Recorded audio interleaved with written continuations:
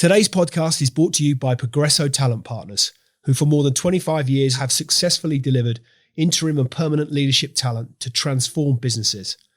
To hire the talent you need to enable your business to thrive, visit www.progressotalent.com today.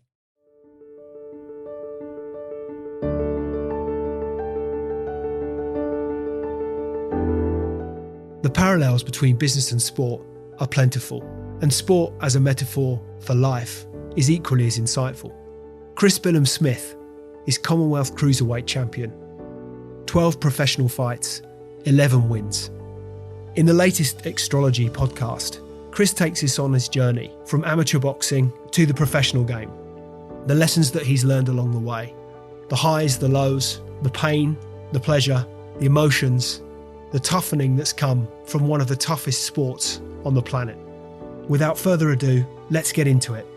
Ladies and gentlemen, I give you Chris Billam-Smith.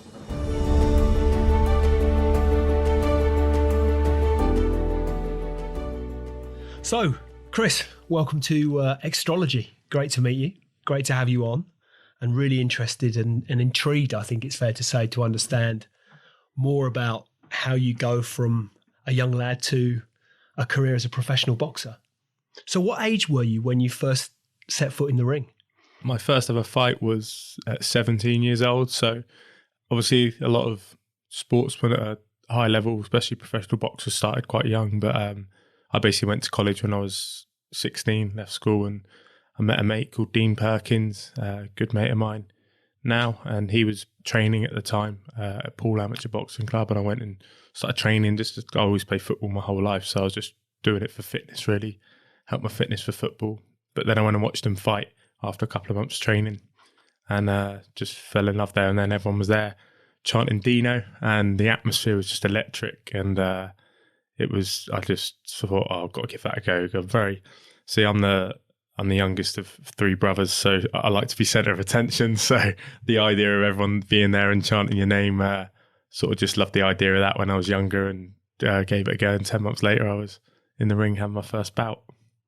Wow, so not even, you didn't have a family around boxing, or you grew up watching boxing or anything like that? Literally just with a mate, inspired by the occasion, and off you go. Yeah, well, my brother was into it and he took me a handful of times, maybe 3 or 4 times when I was a teenager, 13, 14. But I liked the idea of it then, sort of, so I could go into school the next day and tell my mates that I've been boxing last night. But that was about it. But then obviously I went and met my mate and I just thought, I have to give that a go. Like, that'd be a great experience, like life experience. And people that go boxing training, I think, and they always and ah about whether to get in the ring. And I think you only regret not doing it. Like, everyone that win, lose or draw gets in the ring, it's a massive achievement. I've had people get in there and that I know or trained and stuff, and they've been stopped in the first round, but they still glad they went through the whole process. That's just the pinnacle, but the whole process and the ups and downs of the training and the camp and stuff. But yeah, it wasn't something that I'd always done. I think my earliest boxing memory is my auntie shouting at Princeton Seam on the TV when I was about 8. But even then I was running through the lounge. I can remember running through the lounge, jumping up and down, shouting, "Go on, Prince," and all this. But I run through the lounge. I didn't stop to look at the TV at all. It wasn't like that. But yeah, I sort of just started to get a like for it when my brother took me a couple of times as a teenager. Then, yeah, just started training, and when I eventually went to college with my mate, and yeah, it wasn't ever a goal of mine or anything like that as a kid. It was just something that came about, and then now it's my full-time job. But I was into all sports as a kid and very, very competitive. I was describing just to my wife the other day, we were driving along, and this just describes my competitiveness. You see like a sign going into Somerset. We were driving to Somerset and I'd lean forward to get there first. And we always did that as kids. So we'd be trying to get in the front of the car or lean forward or whatever.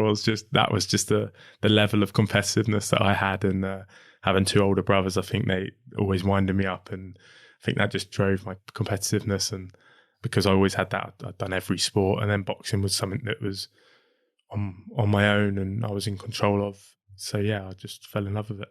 So what's the journey? If from that Poole Amateur Boxing Club you mentioned, so your first day at Poole Amateur Boxing Club, to those of us that, the uninitiated, if you like, the uneducated in respect to professional boxing, at what point do you very first get in the ring to spar? Is there I would imagine there's quite a lot to learn around technique and all of that sort of, as well as the physicality, the physical training. What's the journey? Where do you first go to spar? Well, you do a lot of technique drills. Obviously, you do a lot of pad work at first and stuff like that. And then I guess the first type of sparring you do is sort of, for example, for beginners, you'll be, obviously the main punch you learn is the jab, which is your lead hand straight shot, and that is the most important punch in boxing. So you learn that and you learn how to defend it. So I guess the first type of sparring you do is someone throwing a jab at your face and you parrying it, and that's just to learn hand defense and parrying the jab or slipping it or whatever it is. So it's defending the jab. So I guess that's the first, because if you don't defend it, you are going to get hit in the face. So that's the very first sort of thing you will do. And you can do that quite early on in boxing. Once you learn your stance and stuff, some people might go along to a session and that's what they're doing that day. So they will do it maybe on the first day. But then when you're talking about competitive sparring all in, where gum shields are in, head guards are on, and you can throw any punch you want and it's a whole round and there's no conditions to it, then at least a few months, usually, because it's the fitness and that's a whole different type of fitness, which you can only train with experience. And I think people who start boxing go, it's the hardest thing I've ever done. I sparred the other day and I could do 10 rounds on the bag, but I couldn't do 2 minutes in the ring because it's not a physical fitness. So you can't just train it. It's the experience. And I think when it comes to sparring, you really can't buy it. There's no substitute for experience for your fitness. And, now I can do 12 3-minute rounds, whereas back in the amateurs, I struggled to do 3 2s or 3 3s. But because you get that experience at a higher level and you'd learn how to take a break or you learn how to do certain things and control the pace and all those sort of things. But yeah, early on, it's very hard to gauge and figure out what you've got to do. So people find it really difficult. But yeah, I think a first proper spar is usually about 2 months in, I'd say. And can you remember the very first time you got in a ring to spar and how that felt? Or how you felt? Well, actually, I did do a little bit of sparring when I was 13, 14, when my brother took me. And it was a strange feeling.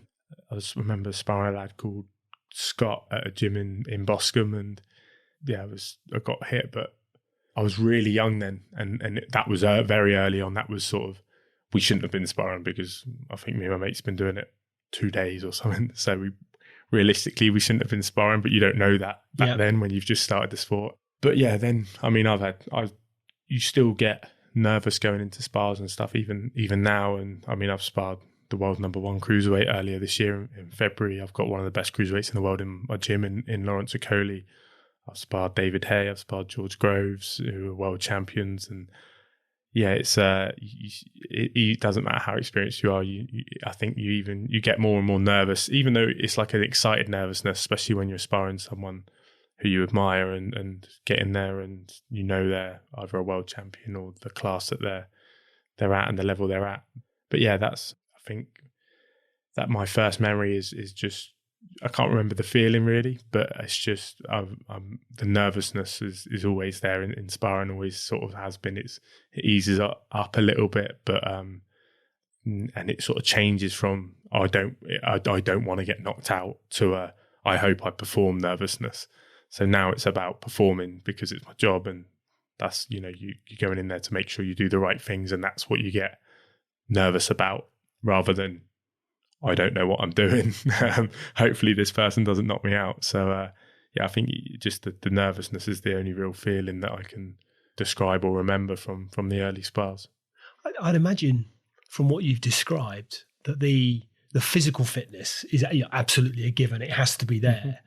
But actually, arguably, the mental fitness required, the emotional fitness. So you're having to contend with huge rushes of adrenaline. The nervousness itself can be exhausting.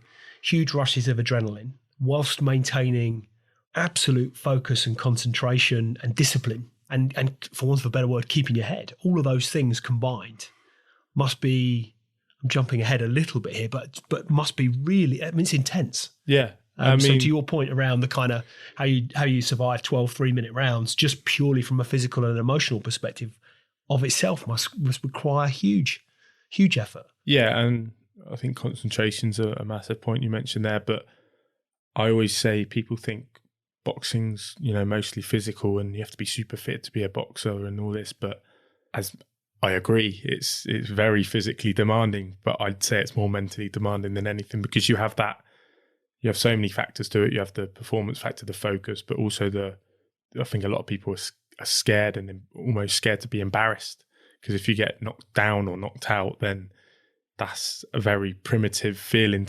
of defeat in a way, like of someone not just bettering you at something. It's not, whether it's chess or a game, it's a physical, they're physically stronger than you and stuff like that. So I think the mental demands of the sport are more than the physical. And I think that's what makes it one of the most difficult sports in the world, because you are all alone in that ring, and it exposes you as a person and exposes your character and what you are made of. And I've seen boxers be unbelievable in the gym. I've seen them, do amazing on the bags, on the pads, even in sparring, but they get on there on the night when it's a fight and there's a crowd and those sort of things, and they can't perform. And that's what I think is why I think the mental side is the most important part of the sport, because not just boxing, but any sport, I think performing on the big stage is something you have to have in you in a way, or have been built into you. So many people struggle with performing on the night and stuff like that. Thankfully for me, I've always been one who's, even in my losses, I've performed well most of the time. There's very few fights I haven't performed well in, so to percentage of my ability wise. So I'd say the mental side of it is huge. And then, like you said, you've got so many different factors to it. You've got the concentration, and one lapse in concentration in boxing, as we saw, recently with Dillian-Whyte. He was winning the fight. He had his man down twice in the round before, one lapse in concentration, and the fight's over, and you've been defeated. So you've got to always have that concentration there, and then it's keeping that for 36 minutes while someone's trying to take your head off. There's so much to it physically, but I'd say it's more mentally demanding sport than it is physical. And I think that says a lot for the sport. Yeah, and I think that's probably, I'd be the first to admit this, that's probably what those of us that have never set foot in a ring, certainly not in a competitive sense, would fail perhaps maybe, or would fail to understand. So I get that you can, the physical attributes required, you can train, you can, even if arguably you're out of shape, you can get in shape, you can put on weight, lose weight, you can gain muscle, you can, so the physical bit you can train, but the mental side is an interesting one. Is that sort of that mental strength something perhaps that you're born with, or are there things that you can do, will do, that enable you to train that mental strength in much the same way as you would train the physical? I think there is stuff you can do. I wasn't necessarily the most mentally strong when I was younger. I wasn't very self-assured as when I started boxing. Boxing sort of helped me become more confident and stuff. And, I was a mouthy teenager probably, and, all mouth, no action sort of teenager. But I think it's very much just exposing yourself. It's like anything. It's getting comfortable, being uncomfortable. It's exposing yourself to as many situations as you can. And I think that goes for any sport, and even anything in life that you want to get good at. There's no anything worth having doesn't come easy sort of approach to it. So I think just exposing yourself to situations and taking as many opportunities as you can to better yourself, and not being afraid to fail. I think that's a massive, massive factor to it, because I got my first loss. I got stopped as an amateur in my 6th fight, and I got stopped again in my 12th fight. But since then, I haven't been stopped. And those 2 lessons, one was I wasn't prepared really for one of the fights, in the sense that I boxed already that day. In the amateurs, you used to have sometimes you could have 2 fights in one day. You'd have a semi-final and then the final of the region all in one day. And then I was wrapping my hands ready for my second fight, but didn't realise the 2 fights before me had been cancelled. So I thought I had 20 minutes, half an hour, I was actually meant to be in the ring, and I was wrapping my first hand, and some kid walks in the changing room and goes, "Oh, you Chris?" He goes, "Oh yeah, you're on now." Guy was waiting in the ring for me, so I wrapped my hands quick, jumped in the ring and boxed really well. And I wouldn't say that's the reason I lost, because I wasn't prepared. It didn't help, but I boxed really, really well first round. And then he just got until I was 18 and he was 32 years old, and you're a senior, so you can box anyone. And he just had his man strength and just bludgeoned me, and I got stopped. But I wasn't ever, I was as disappointed and upset as I was crying as I was walking out the ring. But I got back in there, and it's the stubbornness of me being, you can't go out like that. So you just keep going and try and get better. Then it happened again in my 12th fight. And so I just kept going and trying to get better. And unfortunately, I never got to rematch either of them because they were both in their last year of boxing. But that was the sort of mindset I had, is I wanted to put the wrongs right. And I was obviously exposed to those early on. And I think that took a lot of pressure off me. I was like, I've been stopped, I've been dropped and almost knocked out. That's the worst thing that can happen to you in a boxing ring. So anything from here on in is not going to be as bad as that. It might be on a bigger stage or whatever, but I've already dealt with those situations very early on in my amateur career, and I was in there with people much more physical than me and stronger than me and stuff, and I was just try to do the best I could in those situations. But I was exposed to so much, and then through the years I got offered to go spar professionals and stuff like that, and I was just constantly saying yes and cancelling work to go and take any opportunities I got given, and just exposing myself to as many situations as you can in the boxing world. And thankfully that paid off, and I feel now you just become more comfortable in those situations, and you minimize the risk of getting knocked out by improving and all those sort of things. And that's basically the answer to the question, is just exposing yourself and not being afraid to fail. Go and box the best person or spar the best person you can, and then if you get knocked out, you know where you're at, and then you build up to it. It's not like, okay, you're not good enough and you never will be. And I think that's the mindset of a lot of people. When they fail, they think, oh, I'm not good enough, which is correct in that moment in time, but doesn't mean you can't get good enough. And I think that's sort of the mindset. I don't know why I've always had that mindset, but just constant improvement has always been my goal. And I think that's helped me massively. And I don't really see any ceiling to my potential, because you can always get better. So, whereas a lot of people, they might get stopped and go, I'm not good enough for boxing. But I wasn't good enough then for that fight. But years down the line, they're not boxing anymore. They've had 15 amateur fights, the person who stopped me, and I've gone on and done what I've done and reached ABA finals and obviously won Commonwealth title as well. So I think it's just being stubborn and not giving up, and just exposing myself to as many situations as possible. That's a really interesting insight into your mindset and mindset generally around, your point, I think, getting comfortable with being uncomfortable. Is there a point, is there a memory, if you like, if you dig back even to when you were a small boy, is there a point at which you thought, actually, that was a failure at the time, but you got back up? So my apologies for the metaphor, but you got back up and you're straight back out there. You want to go again. I mean, to your point, what's fascinating for me there is that a lot of people in life generally fail at something, and you think, I'm not cut out for that. I'll move on. There's a very much smaller percentage of people who go to that's really insightful. It wasn't that I failed. I was just, failed at that moment in time. Doesn't mean I can't get better, can't improve. That's a really unusual strength of character, I think, to have. Is there a point at which that you could trace back and go, it stemmed from that moment? I knew that I was just driven to keep pushing myself. Not really. I mean, like I said, I was always competitive as a kid, and I hated losing, like Monopoly or whatever it was. My family, I think, pretty sure my mum and dad used to let me win when we were playing tennis and stuff as a kid, because it wasn't worth their time. It wasn't worth the tantrums. But no, it was. I think boxing's taught me that. I think boxing's taught me that. I think when I did have my first loss, and I mean, the next day I could barely move. My neck was so stiff, where I'd been obviously hit pretty hard and hadn't stretched after or looked after myself after or anything like that. And I used to be stiff in the early days anyway after a fight, because it was so physical and all the adrenaline's going and all that stuff. But after 3 2-minute rounds, but the fact I'd been absolutely battered for two of the 3 rounds, or 1.5 of the 3 rounds.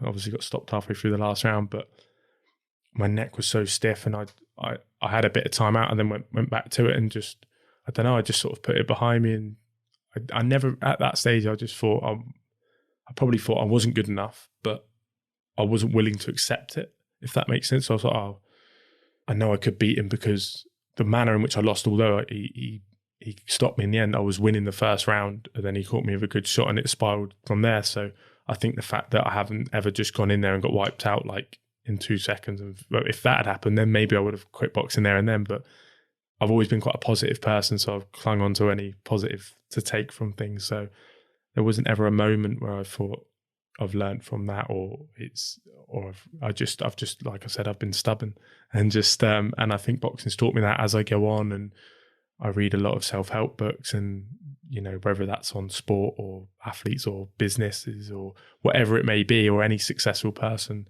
you know, like yourself, I really like, really intrigued to find out what drives people and how people become successful and how they've got there. And you look at any successful person and they failed. And I think I've learned that as I've got older and stuff. But then I look back on my own career and my own journey and think I failed there, I failed there, I failed there, I failed there. But now I'm here. So without those failures, I probably wouldn't be here.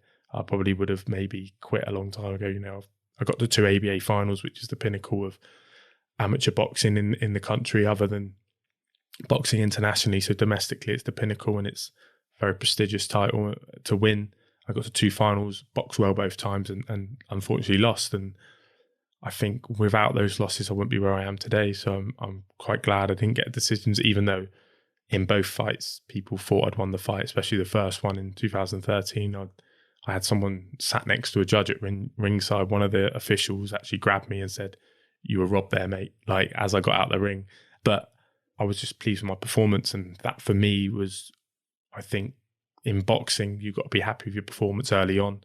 And that's got to be the focus and not the result, because amateur boxing, there's 3 rounds. It's a subjective sport. You can't look at it in the sense of, I don't care how I win, if I win ugly, because that's not going to get you anywhere in the long term. So maybe it's my coach or maybe the way I brought up, but that sort of mindset towards just performing was important. I just knew performing was the most important thing back then, and it still is. I'm looking to, it's a lot more important to win now as a professional, because, you know, one loss or a couple of losses can derail your career, but the performance is always important. In my loss, I performed fairly well, and I got another shot after it, and the next fight I was Commonwealth champion. So the performance for me has always been the most important, and that sort of mindset towards that is just being stubborn, and that's sort of how I've always fought. So yeah. So you mentioned from the outset you grew up playing sport. Did you grow up around sport? Did your parents play sport? Brothers play sport? Where did that kind of sporting interest first come from? Yeah, well, my mum played netball. She played county netball and stuff. My dad was into rugby. He wasn't really a sporty person, but he was into his rugby, and he played a bit, and so never really liked football. But both my brothers, they played rugby and football and stuff. I sort of fell in love with football from a very, very young age, and that's all I ever wanted to be when I was a kid. I was very, very spoiled as a kid. We had a big garden when we moved down to Bournemouth, massive garden at the back. My dad set up a football goal at the end. And then on that same bit, we had a basketball hoops. There was swings in the garden. We had a massive garden.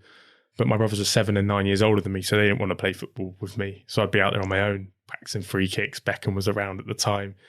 I had my England shirt with Billam-Smith and 7 on the back, and I'd just be out there practicing free kicks. And I think when I look back now, I've always had this weird mindset built within me. You know, I wanted to be the free kick taker of my team, so I'd practice on my own in my garden. I'd set up chairs to make a wall, and things like that was just, I don't know where it come from. I just loved watching, and I wanted to be sort of someone, when I was playing team sports, someone who the team could rely on. I was a captain a lot of time for football teams, and I played hockey and did a lot of sports, and I liked to be sort of the captain and the leader sort of thing. I was sort of, I guess, born in a way, or whether that come from having two older brothers who used to beat me up and annoy me and stuff, and I wasn't the one who was looked up to. Maybe I was I want to being wanted, to sort of be in charge because I never was at home. So yeah, there's that side of it. But I just love sport. I wasn't not academic, but any sport I played, I played badminton, hockey. I used to play hockey on a Sunday morning, football Sunday afternoon. Thankfully, I had very willing parents and very fortunate to have those. But I'd done fencing, I did karate, I did trampolining, I did every sport under the sun, basically. Swimming, my mum was a swimming coach as well. So yeah, we actually did diving at one point down Poole Dolphin Centre. Me and my brother used to go diving on every Thursday night. So there's not many sports that I haven't tried, and I think that's just the competitiveness that wanted me to do more sports, and I just love being active. So I knew I was always going to end up in sport. I did a personal trainer course at college, not knowing I was going to end up being a boxer. I just did that. I thought like that's a good route. I can be a personal trainer. I can coach people and help them, lose weight or train them for sports or whatever it might be. And sort of just fell into the boxing from there. And it makes sense. I think my family, my cousins, my aunties, and my parents always knew I was going to be involved in sport somehow. And I would have always felt empty if I didn't have a sport that I was doing at a very high level. Thankfully, I found boxing and it's worked out for me. And was there a point at which you thought, actually, this is the route, I want to be a boxer? Was there a moment where you thought, this is what I'm going to do as a career choice? I can make a go of this? Not till late on in my amateur career, to be honest. I got to the ABA finals. I won the novice championship. So you have a category which is under 20 fights. So between 10 and 20 fights is the Class B novices, and you have 2 to 10 fights, which is the Class A novices. And I won the Class B novices in 2011. Went straight in the open class elite championships after only 14 fights, where you can fight kids that have had hundreds of fights. And my second bout, a boxer kid who had 51. It was my 16th fight, I think. Beat him quite convincingly, but broke my hand in the fight, so I couldn't box the next week in the quarterfinals because I had a broken hand. I begged my coach to let me box him with one hand because I knew the kid I was boxing. I thought, it'll be hard, but I can beat him with one hand. It's doable. I don't have to throw my right hand. I had a very good left hand, good jab and good left hook. So I tried to convince, but he's like, look, you're not even going to pass the doctor. Look how it was. My hand doubled in size. We put it in ice for 5 minutes because I said it ached a little bit after the fight. Swelled up to just double in size. Like, you're not going to pass the doctor. And I was like, and it was all the way up in Great Yarmouth. So it was to travel 4 or 5 hours to potentially not even box. My coach is an amateur coach. He's a volunteer. I didn't really fancy him going all that way for me just to get turned away. He's like, look, you've had a good run. You've had a great season. You won the novices. You've got to the quarterfinals. Yeah, you can't box, but next year you can go again. You weren't even going to go in the senior elites this year. I was sort of ahead of schedule. So we sort of came to the agreement. Broke my hand, I had a few months out, and then went back the next season, got to the semi-finals, lost the eventual winner. And then the year of 2013, I reached the final, as I mentioned earlier. And yeah, but got to the final again in 2016 because I had shoulder surgery in 2015. So I was out for the ring for 18 months. And I just wanted to get on the Great Britain squad and try and make the Olympics. And I thought if I'd done that, then, even being on the Great Britain squad, even if I didn't reach the Olympics, when you turn pro, you get a better deal. So I might be able to make a run of it then, and just thought, I don't want to have any regrets. I've seen people locally and up and down the country do really well and not quite make it and just give up. But then they dabble at it again a couple of years later and again and again. And they're dabbling at it because they regret not just giving it 100%. So I've been very much a person, sort of tried to look at it from a hindsight point of view without having the hindsight, trying to look, long term, and thought I don't want to have regrets. So I just gave it everything and thought, even if I get turned pro and it doesn't work out, so be it. I've got I'm only going to be in the same situation, personal training people anyway, so I might as well give it a go and fail than not give it a go and regret. So, then when I turned pro, I'd had a good relationship with Shane McGuigan, who's my coach now, and Barry McGuigan's son, who's obviously a Hall of Famer, Barry. And then been up there sparring George Groves, had a good relationship. So I thought, I'll start at the top. I'll ask, he's one of the best coaches in the world. So I thought, start at the top and work my way down the coaches. And thankfully, Shane took me on, and and here we are today. So yeah, it wasn't necessarily a definitive point. It just gradually, I achieved one goal. So I pushed the goalpost further, and that just keeps happening. And now I'm still doing it today. So yeah, the goalposts just keep getting further and further, or keep pushing them on further and further, and then keep achieving them. And that's just the way the whole career and the whole journey's gone, really. And do you write down those goals? Or you set goals? You think, right, I'm here now. I want to get to here. How do you? Is that a mental note that you're making, or do you have a specific routine, plan, way of addressing what it is that you want to achieve? No, I think with goals, you've got to work back from the goals, if that makes sense. So, for example, if you want to win a world title, you don't set that as the goal and you have your first pro fight and that's it. It's how do you get to that level? And you've got to achieve, European level, British level, Commonwealth title. But all those, then it's like, okay, how do you achieve those goals? And it all comes down to consistency and training, and it comes down to the very minute detail of turning up and giving 100% every training session, and looking after your diet and making sure you're hydrated and making sure you're getting enough sleep. And that's what it comes down to. You don't achieve a world title by saying you're going to achieve a world title. It comes down to the minute detail of doing what I did as an amateur and turning up, giving 100% and more, and trying to do anything you can to improve myself. And like I said, there's that constant goal and strive for improvement. And I think that's what is going to achieve what I want to achieve in the sport. So, and that 100% is not just about what you do in the ring, is it? It's about, to your point, around the sleep, the hydration, the nutrition. It's all the other things you're doing that are ultimately contributing to the end objective. Yeah, absolutely. And it's always improvement.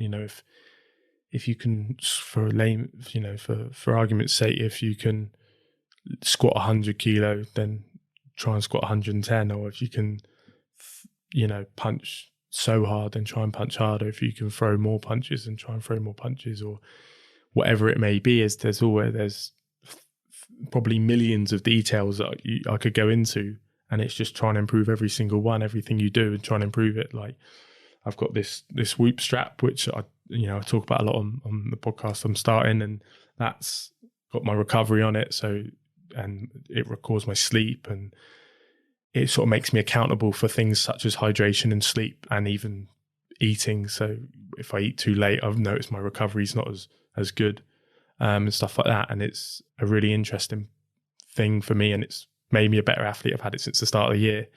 Obviously, from a box last year November last year is when I won the Commonwealth title. So I had the confidence going into this year. That paired with me being able to get more out of myself and my body by recovering better and making sure everything is at that next level. And I think, that's just going to help me going forward and just strive for progression and improvement. And that makes, like I said, this week makes me accountable for that. And I can every day, I haven't taken it off once since January. And that was big for my fight, because I can't wear it in my fight, unfortunately, as I'd love to get the data, because it, it tracks your heart rate and everything. So it'd be interesting to know, what your heart rate's at certain points in the fight. But it logs all my activities. I know the heart rate zones I'm training in and all that sort of thing. So that's just a small area. Then I've got, making sure I'm eating the right foods, getting the right carbs from right proteins, right fats and all that as well. And it's all those little areas which, all the 1% that make the end goal achievable. And I think people don't realize, they think they just turn up to the gym, they have a good boxing session, that's it. Then they don't even stretch, and things like that. But everything is you're always preparing for the next session. So if I'm stretching and warming up before one session, that's because I want my body to be able to recover better after the session for the next session. So you don't want to ever be playing catch up, because as soon as you're playing catch up, you're struggling. So it's always making sure you are hydrated, you have had enough sleep, you are warmed up properly. Because if you get injured in that session, then there's 2-3 sessions you might have to miss because of an injury. So yeah, I think that's sort of the way of the modern athlete, is very much preparing for the long term. And you're not just stretching because you've got a tight muscle. It's to prevent. Prevention is better than a cure sort of approach. And I'm a massive fan of LeBron James and his approach to, he's playing at the high level, has done for so many years. Basketball players don't play at that level at his age, but that's because of his approach to life. It's very much mobility, sleep, hydration, nutrition, and all of that. He's got Mike Mancias, who's his coach, who's worked with him for years and years, and he makes sure all of that is on point. And together they're a proper good team, and they make sure they've got everything in place so they can train well, but also recover well for the next session or the next game. And so as soon as they come off the court, it's like, right, what can we do to make sure we're recovered? You know, as soon as you finish a game or a fight or whatever it is, or a training session, it's what can you do to recover? So it's never like, oh, I'm glad that's over, let's relax. It's what's next. And I think that's a really important mindset to have in elite sports. And I think in my sport, in boxing, you look at Floyd Mayweather, he was never out of shape.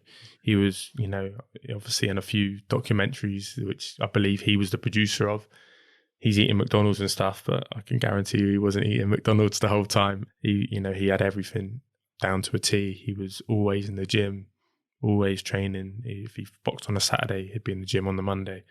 And I think that is the modern athlete and the modern day superstar, that's their approach. And if you're not doing that, you know, you look at 90s footballers that were all drinking and stuff like that during tournaments, that's so far gone now with the science and the information we have at our disposal nowadays. You can't have that approach anymore. And so I'm just, trying to look at the best in the game today and best athletes in the day today, and look at just trying to improve myself day in, day out, and make sure I'm ready for the next session.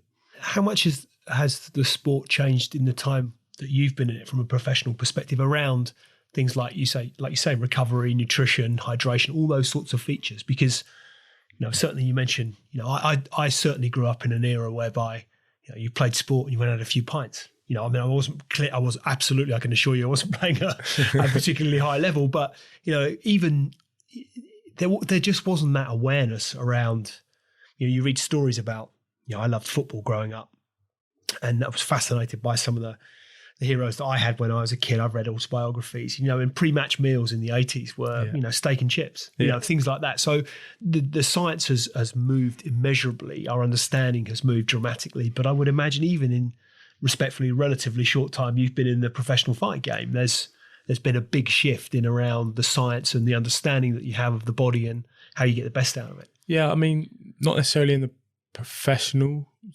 because I've only been professional for 3 years, or just coming up to 3 years now. So I think since I've been in the sport, I've very much looked at the sports science a lot more. I mean, even at college, I was doing sports and excellence BTEC, and then I went to personal training and saw that approach, and I saw all the best athletes. But with boxing, it's an old school sport, and it's a lower class sport. It's a working class sport. So the money's not there, or wasn't there. And so it was, you know, people were less educated and stuff like that within the boxing industry. But now it's not so much like that. Obviously, the sport as a whole is doing really well. Boxers are getting paid more than they've ever been paid. There's a lot more money in the sport, which is a good thing for the sport. But also the science is there now, and there's strength conditioning coaches which were in football, or, you know, even sports such as rugby and American football. It's come into boxing, but you still get very old school trainers. I think that over the next 30, 40 years, the older school trainers will phase out a bit. There's always going to be a time and a place for long runs in boxing, but that was very much get up at 5 or 6 in the morning, go for a long run. But what I know about sleep, and thankfully Shane, my coach, he's only young himself. He's 31. So he's a new school coach. He likes some of the old school elements, but we don't get up stupidly early and go for a long run. In fact, we don't do many long runs because the sport isn't 36 minutes of plodding along at a normal pace. It's high intensity bouts of exercise, followed by a short rest period, followed by high intensity, followed by a short rest period. And that's what we emulate in our training now. I think if you look at all of Shane's fighters, none of them have ever looked unfit. And that's without doing long runs every morning at 5 or 6 o'clock.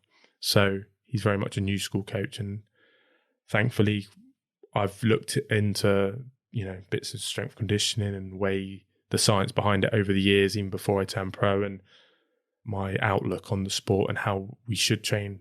Shane is that. And thankfully, you know, we share the same view on it. Obviously, Shane's the expert, and I would anything he suggests, then I'm always willing to try and look at, and I'm always looking to better myself anyway. Sometimes I'll start stuff on my own, which then Shane might say, brilliant, keep doing that. But yeah, like I said, the early morning runs, what I've just said about sleep and how important it is and how much I value it, then those early morning runs are going to be no good for me, because I'm going to get less sleep. I'm going to be doing long runs of, it's good to govern your weight and stuff and make sure you can make weight now and again if you're struggling. But if you get your diet right and you're doing your other training, which burns plenty of calories, I can assure you, then you shouldn't have to be doing the long runs, especially early in the morning where you're taking some out of yourself and you're losing your sleep to get up and exercise. It's not like you're losing sleep and then you're training later on. It's almost like a double-edged sword in the fact it's just not going to benefit you. And I think the whole, it's starting to change. It's been a massive shift and how important the science is in boxing nowadays compared to how it used to be. Like I said, it used to be you do a morning run, you do a boxing session, and you do a bodyweight circuit of burpees and press-ups and all that sort of thing. And nowadays it's very much, right, squat heavy and lift heavy weights. But people used to be scared of that because there used to be the myths of, but if you squat big weights, you're going to put on loads of muscle, which means then you're going to not be able to make your weight category and this, that, and the other. So where the sport's changed and the science behind it, and the boxing's definitely welcomed it in. And I think that's why you're getting, more and more better athletes in the boxing world as well. And it's becoming a better product as a consequence. Absolutely. I think that's showing. You're getting all weight divisions are doing really well in Britain, especially now. We've got there's a lot of sports science in the industry and new ways, and I think it's become more sciencey. Obviously, it all stems from the amateurs still, because people start when they're amateurs, and the people in it are usually from working class backgrounds. So it's very rare you get a private school kid going into boxing. But the whole sports science is massive now, and it's really important. And I think I started doing my strength conditioning stuff as an amateur, but even before I turned pro, I used to pay for my own strength conditioning coach, and everything was geared towards making me a better athlete and better boxer. So I bought into it very early on, my early 20s, when I hadn't been boxing that long, and I think that's paid dividends now. So when you're in camp, is there a typical day? And if so, what does that look like for you?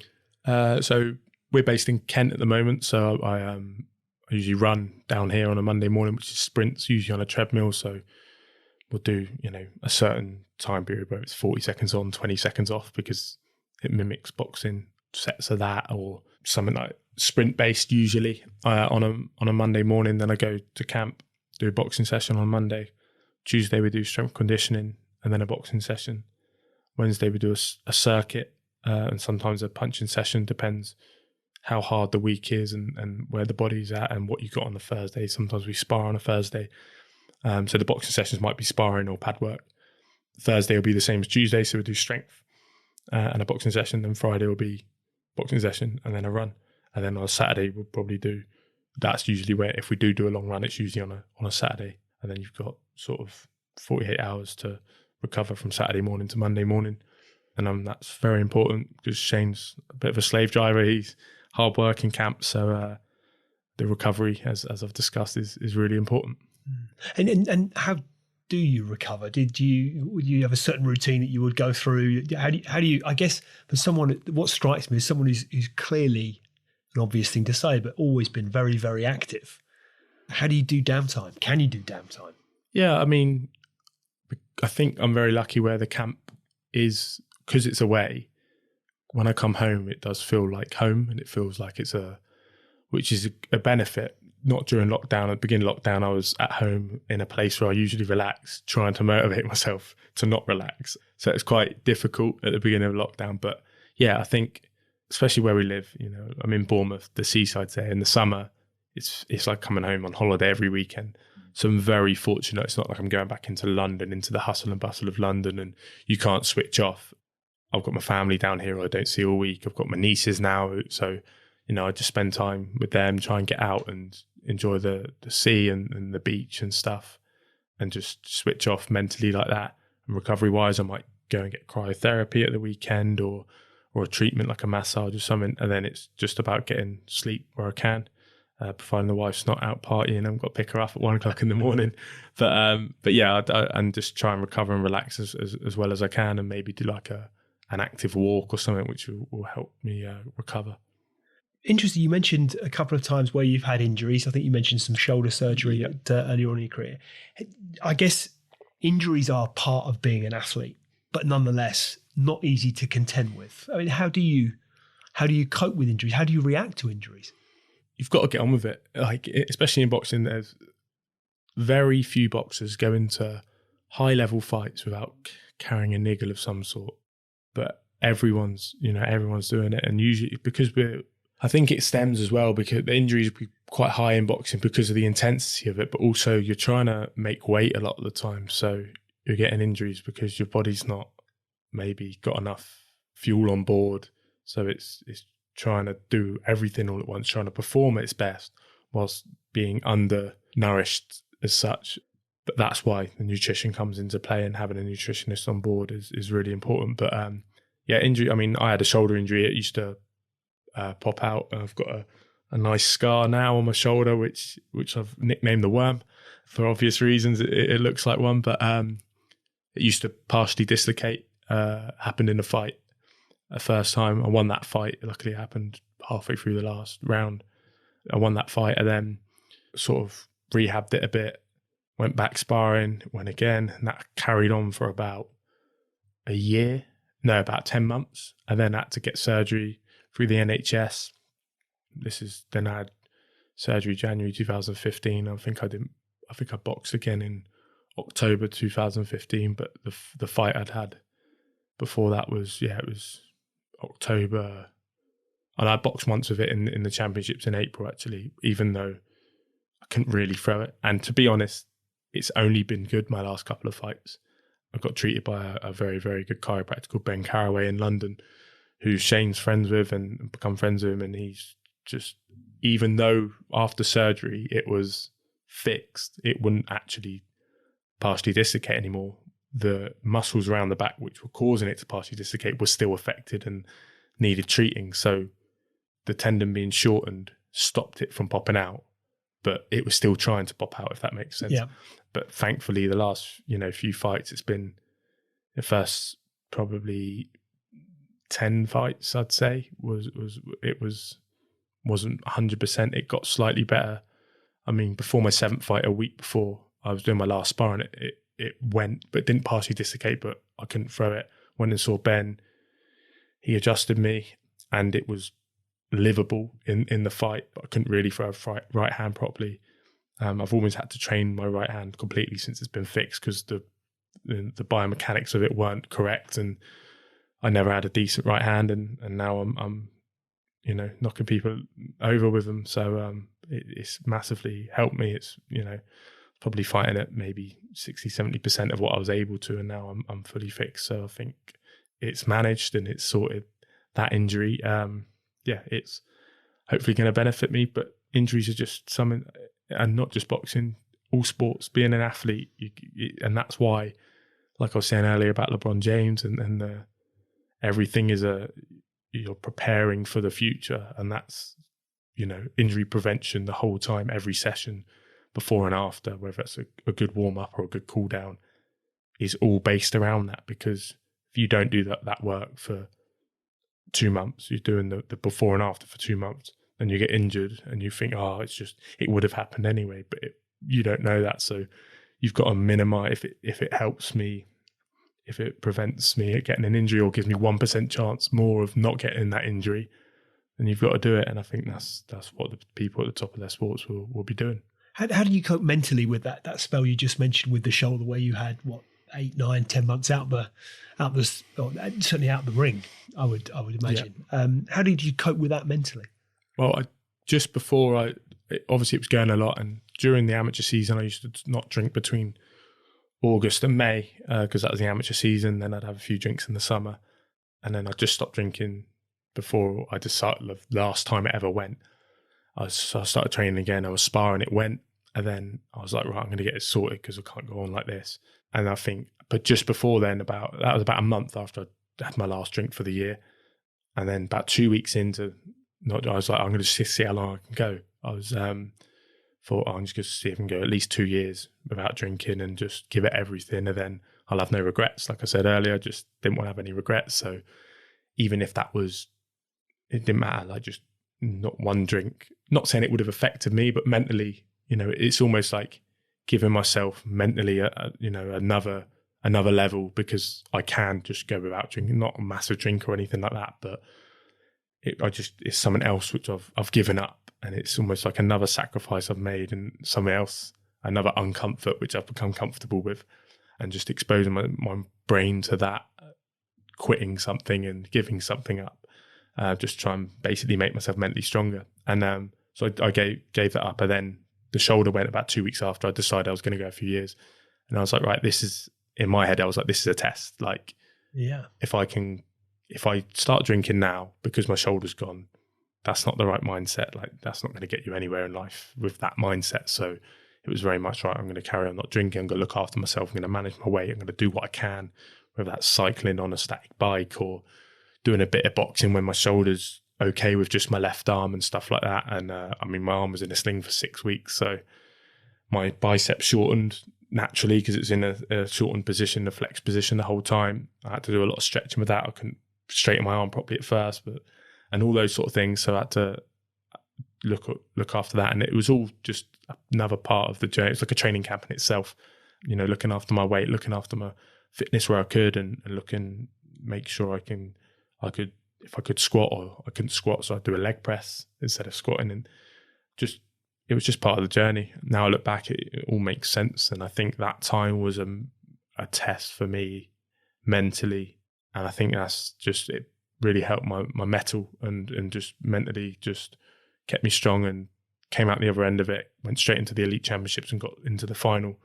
And there's no way I would have got to the final of the championships without doing all that stuff before, and having that long-term goal always in mind. It was always still to try and reach the Olympics and all those sort of things. Obviously, I didn't make it in the end of the Olympics, but I got GB assessments, and I am where I am today. And I think that time was really important in getting me where I am, and just staying mentally strong, and just keeping everything, looking forward to the future, rather than just thinking, oh, I can't be bothered anymore, or I'm injured, so it's all right to have a drink.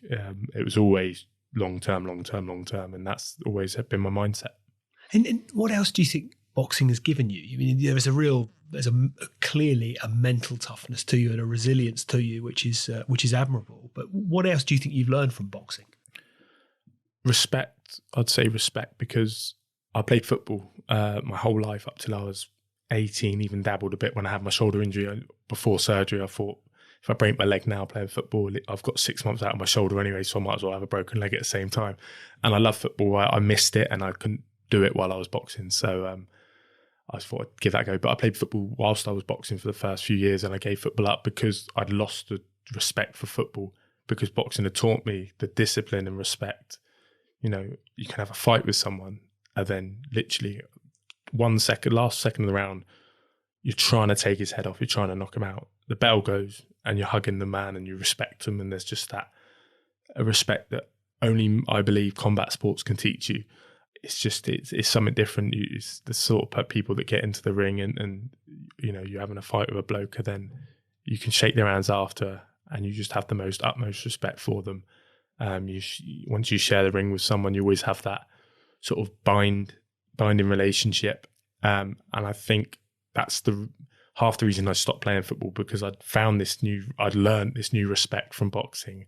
And then on football, you got kids that are getting tapped, and they're rolling down and down and down the pitch, or they're effing and blinding at the ref. Don't get me wrong, like when I play football, it's that culture, and you end up doing it. Even now, if I have a kick about now and again, I'll start to feel myself getting like that and becoming a footballer as such. But there was a lack of respect in the getting. It was Sunday League I was playing, so there was probably even less respect there than there would be maybe at a higher level. And I sort of fell out of love with the sport a lot because there was just a lack of respect for it. I'm back in love with it now, not so much after Bournemouth season that we've just had, but now I'm back in love with the sport. But yeah, boxing's just taught me a discipline and respect, which I believe only combat sports can teach you. And I I'd recommend anyone, if they've got young kids, obviously you might not want the kids to fight, but boxing just teaches that respect and discipline, which I think everyone in the world can do with, male or female. And it's just something that I believe, only boxing, and the way amateur clubs are run, usually they're very respectful, and the coaches are, it's not like school where they're getting told, or a football pitch where they're getting told what to do and they're just kicking the ball around. Everyone listens, everyone's quiet, and it's this aura about it in an amateur boxing gym, which, there's always respect there, and I absolutely loved it. And my dad was always very respectful and very, very much a gentleman, and he always taught us those sort of things. And we used to fall out because I was very outspoken as a kid. But I think boxing's taught me, and even more how important the respect is, and also the discipline side of it as well. You mentioned your dad there. You've talked briefly about Shane McGuigan. Who have been the biggest influences on your career? On my career, my brother was massive. My brother Ben, I've got two older brothers. Ben's the middle brother. He's 7 years older than me, but he was the one who loved boxing. He loved Mike Tyson, and my dad wouldn't actually let him box when he was younger, even though he started when he was 16, I think. I think he had his first bout at 25 in the end, and it was actually on the night I had my second bout.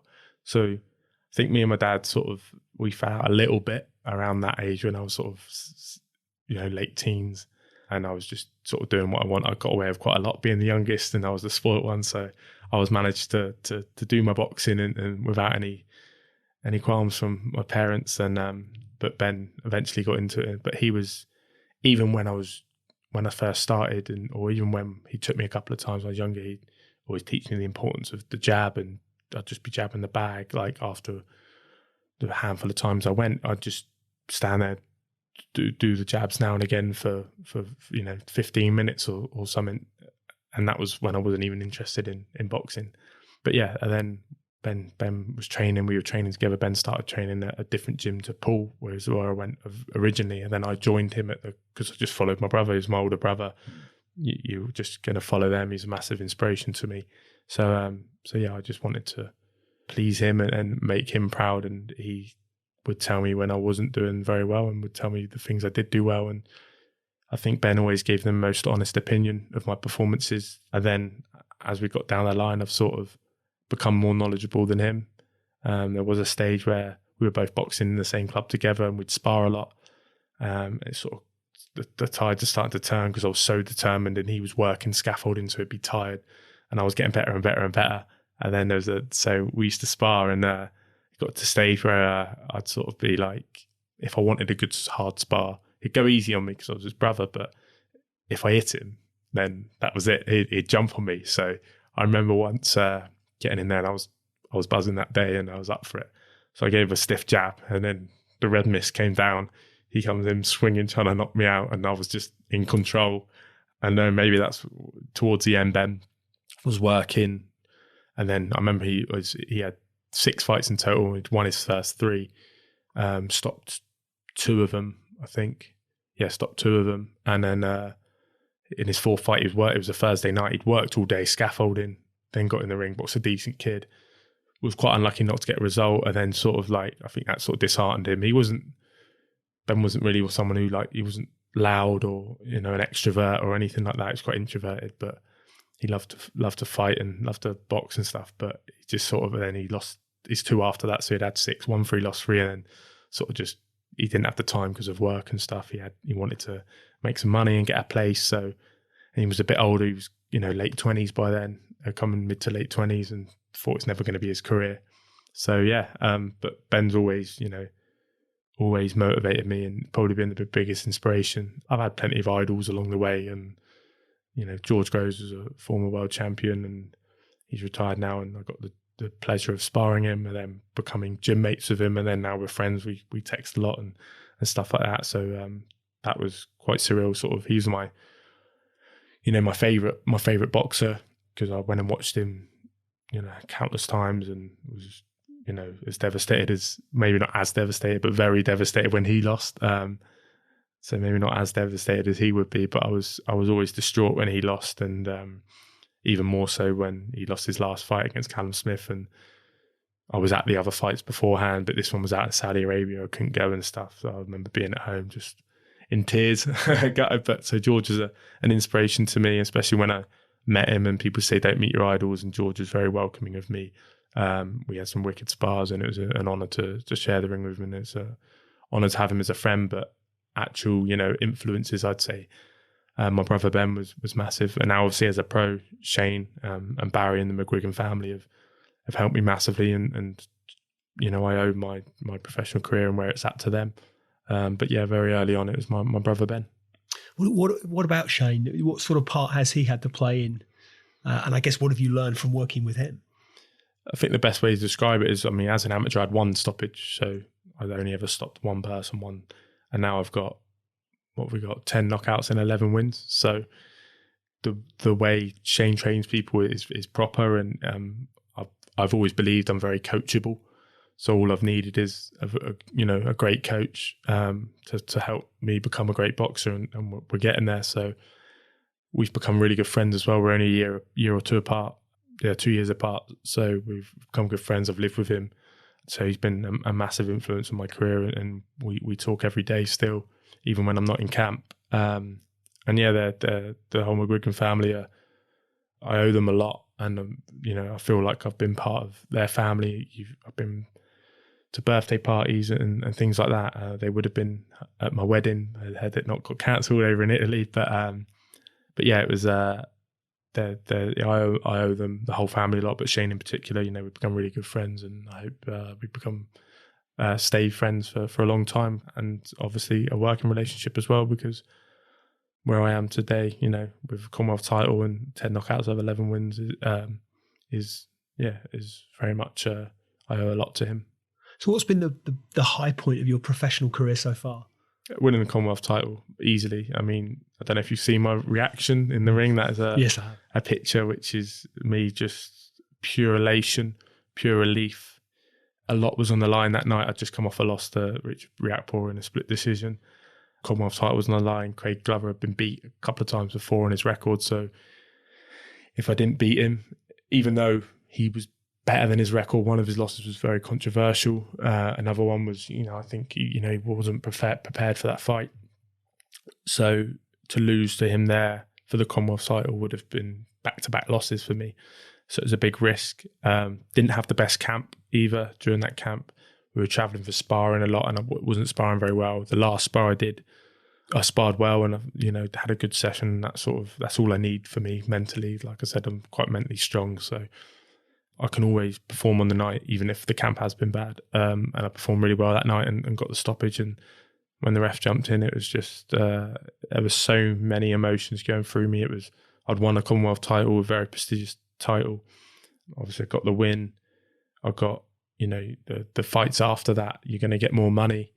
I had a wedding in Italy that we were looking forward to at the time, and I was thinking that was in the back of my mind, because if I'd lost that fight, the Italy wedding was probably going to be impossible, even though it ended up being impossible due to situations out of our control. Yeah, and the whole career would have been a massive, massive backward step. I would have had to go back down to maybe selling tickets and boxing on small hall shows again. And yeah, it was just pure elation. And I just think that night is going to be very hard to beat because of all the variables, as in that feeling of just relief. I think although I expected to win and went into the fight, when the ref actually jumped in, it was pure relief, because I knew then I knew the level I was at. I'd proven it. And also the career was going in the right direction. Yeah, I'm sure there will be more downs and more highs and feelings like it, but it will be because that was the first one and I hadn't experienced all those feelings before then. It was just pure elation and relief. Fantastic.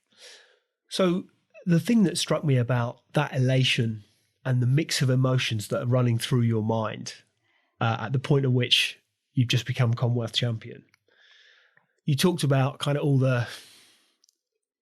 the things that, for want of a better phrase, could go wrong as a consequence of not winning. Yeah. So how do you take that train of thought out of your mind? Because I would imagine you've got to be really focused on the job in hand. To your point, it's one shot, it's a split second and it's all over. So you can't afford to be distracted. Are there techniques you apply? Do you meditate? Do you clear your mind? Or are you just tuned in such a way that you kind of set foot in the ring and you're very present and you're focused on the task at hand? Yeah, I think it stems back to what I said earlier about when we were talking about the goal setting. You've got it all comes back down to doing certain things day in, day out, and in those situations, it all comes down to performing. So for those things not to happen, those bad things that could go wrong, that all comes down to whether I perform or not. And that's all I ever worry about is that performing. Like I said, those thoughts are there. It's human nature to have things in the back of your mind, but you can never let them get in the way of your performance. And that night was just, all about performing. I knew I was fit enough, and I knew I was able to beat Craig, and I knew what I had to do. And that's all once I'm in the ring, I'm absolutely that. I'm present in the ring and focus on the task at hand, and that's all you can control. You can't be thinking about those things. You might be able to use them. Say, for example, if I'd got dropped, I might be able to use them as motivation to get up or whatever. And I know people have done that before, but it's all about just performing. And I think it's just focusing on the task at hand and, like you said, being present. And so from the perspective of the sport, what does the future hold for you? What are the goals? What are the aims? What is it that you're looking to achieve? I think any boxer will say they want to be a world champion, and I think that's always going to be the long-term goal. I'm surrounded by class operators in the gym. I've got Anthony Fowler, Lawrence Coley and Luke Campbell. All three of them went to the Olympics. Luke Campbell got a gold medal at the Olympics, and he's, in his early 30s now, and he's still the most consummate professional I think I've ever met in the boxing world or ever trained with.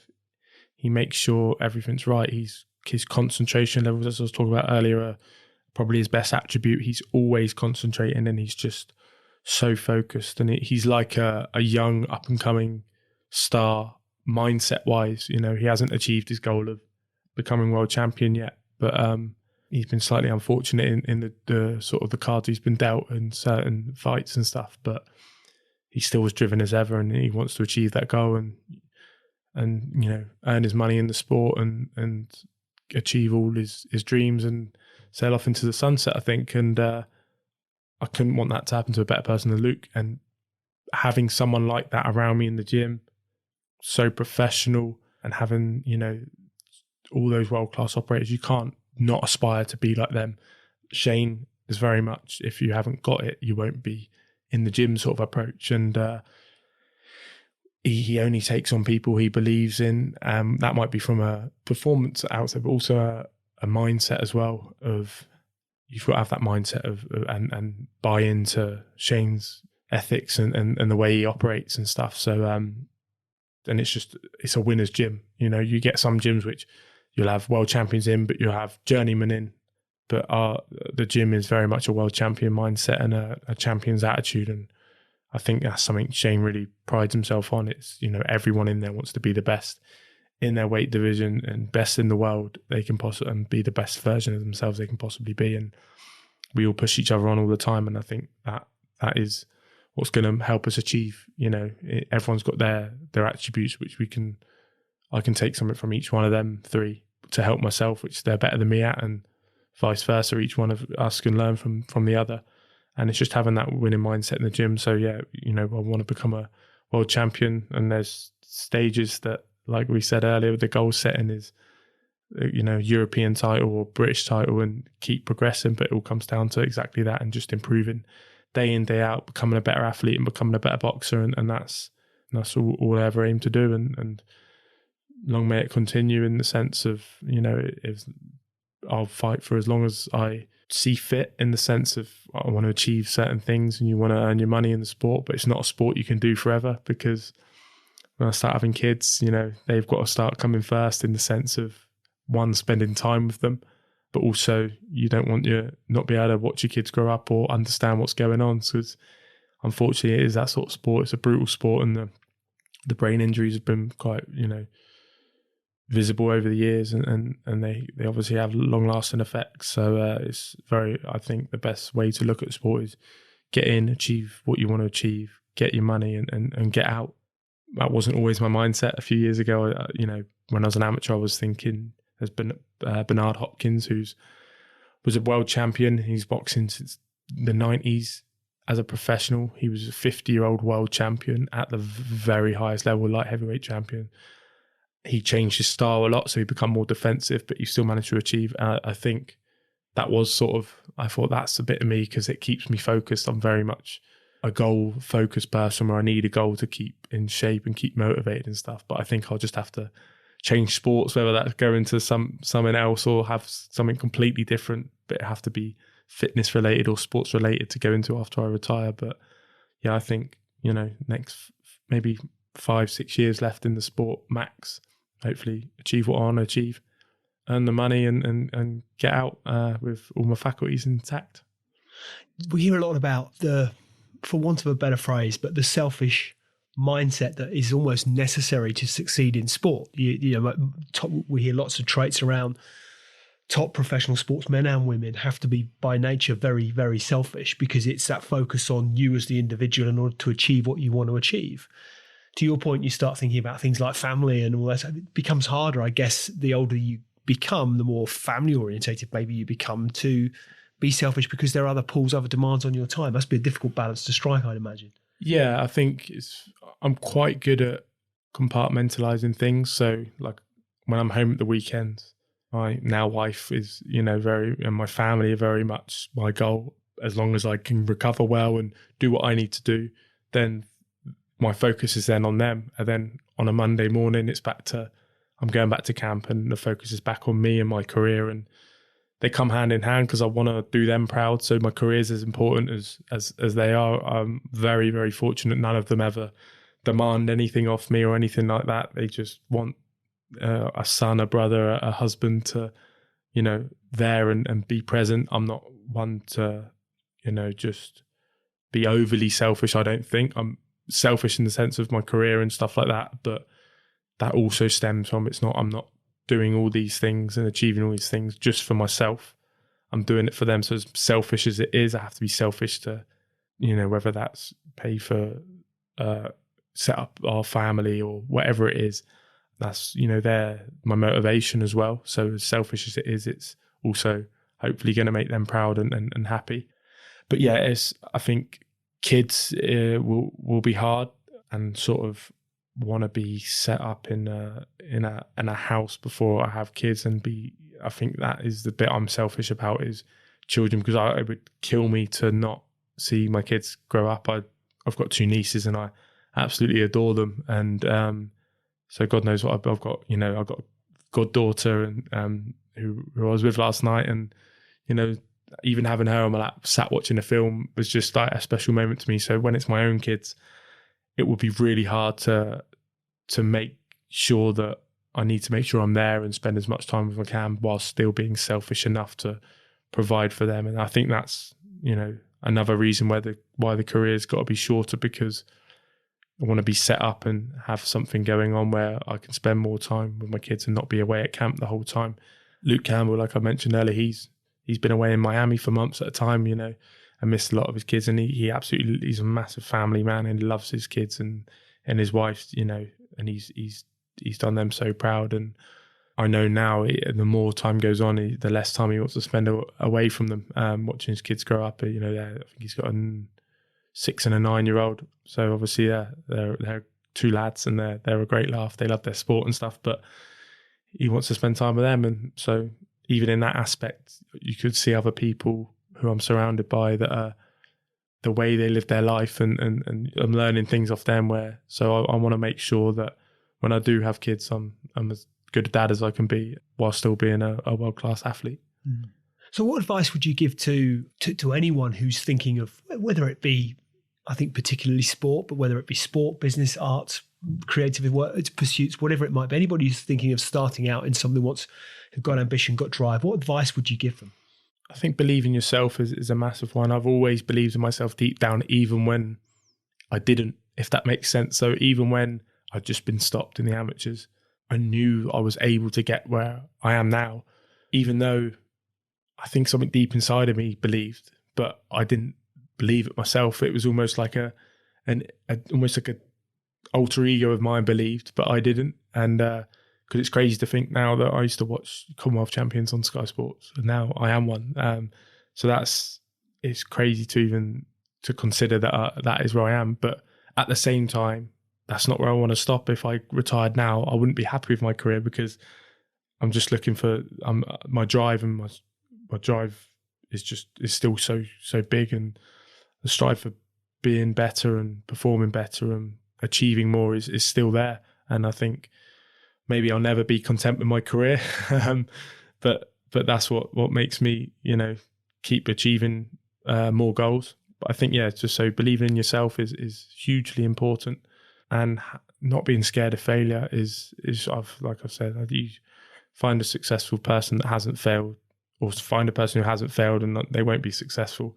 And it's just learning from your failures and just, making adjustments and going again. As babies, everyone tried to walk and fell over. And I think that's the easiest way to describe it to people when it comes to failure is you couldn't walk once and now you can run, walk, jump and do these things. You couldn't speak once and now you can speak. Like, as humans, naturally, we all, 99% of the population achieve these things. So it's just look at all the things you've already overcome in life, even if it's something as not wanting to text someone you fancy, but then you've got round to texting them. That's an achievement in itself. So there's loads of little everyone fails every day in life. And I think people are too scared of failure. So don't be scared of failure, and give it everything, and embrace failure and improve. And I think that's whether that's sport or business or relationships or whatever it may be, the outlook on it is exactly the same. And don't be scared of failure, and just learn from it. Thank you, Chris. It's an extraordinary story and a source of real inspiration. And you've offered some fascinating insights into mindset in particular today. And I think the lesson around it's okay to fail, I think, is a really pertinent one, particularly for generations coming through. That we do live in this world whereby we perpetuate this. Social media allows us to perpetuate this myth of the perfect life. Yeah. And there's no such thing. Everybody has challenges. Some are greater than others, but everybody has challenges to overcome. And actually that, it's those challenges that harden us and drive us and enable us to succeed. And you've offered some great insight, as I say here today, and it's really inspirational. And I admire you, and it's been a pleasure. And I'm really looking forward to seeing you go from strength to strength from here on in. Brilliant. And appreciate you coming in. So great to meet you, and appreciate your time this morning. No, thanks for having me. Thank you. Appreciate it. Cheers, Chris. Cheers.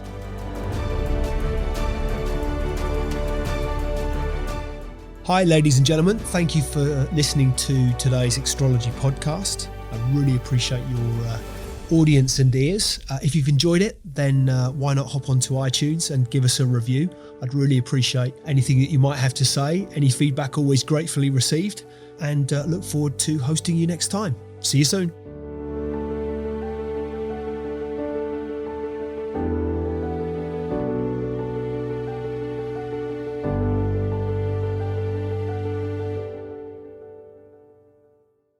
Just a reminder, today's podcast is brought to you by Progresso Talent Partners. Visit www.progressotalent.com today for more information.